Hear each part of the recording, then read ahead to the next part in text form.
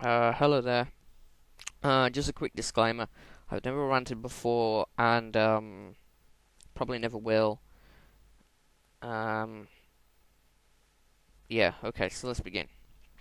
For those of you who don't know, there's a website called Old Wizard, and I learnt about it on one of my forums that they make some lists and they are stupid beyond all belief. So let's see what we got. We got malicious, movies, music, people, philosophers, and politics, which is the top 5 reasons why you should not vote.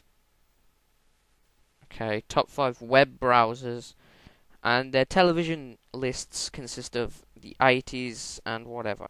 The thing I'm going to focus on is the video games, okay? Never will you see such a retarded list of video games ever. So let's just dive right into it and go into the top 5 worst gaming consoles. So it's a typical list, they tell you all about what makes a bad console, yada yada yada. Top 5 number 5 is the Virtual Boy. Okay, that's fair. Virtual Boy wasn't really that good of a console, especially when you're living up to the hype and all that. Number 4, hold on, Sega Saturn. Now I know Sega Saturn doesn't really fit in with the PlayStation, and the N64. I mean, it's not doesn't doing as good as them, but it did have good games on it. It had Panzer Dragoon, it had Knights on it, Sonic Jam even. Those are just to name a few. Also, it was the first gaming console this side of Atari 7800 to have an analog controller, so it was pretty innovative. Okay. It had an analog controller way before the N64, a month I think before the N64, not a way before.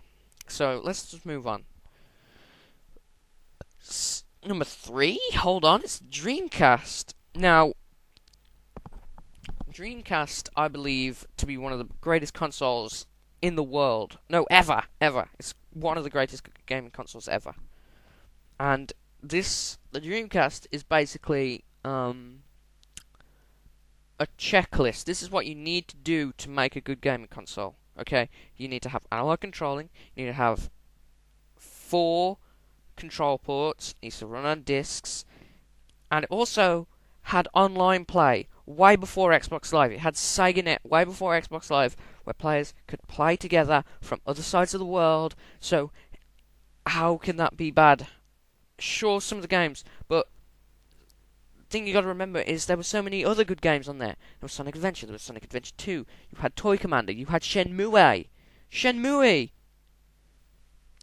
you had Jet Set Radio, you had Choo Choo Rocket, you had Echo the Dolphin, all these revival of the old classic Sega games in 3D, and they were brilliant games.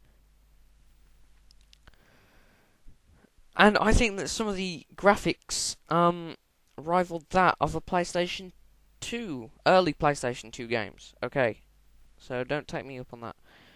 Number 2, 32X. Okay, that's fair, except it's not a gaming console, it's a gaming add-on.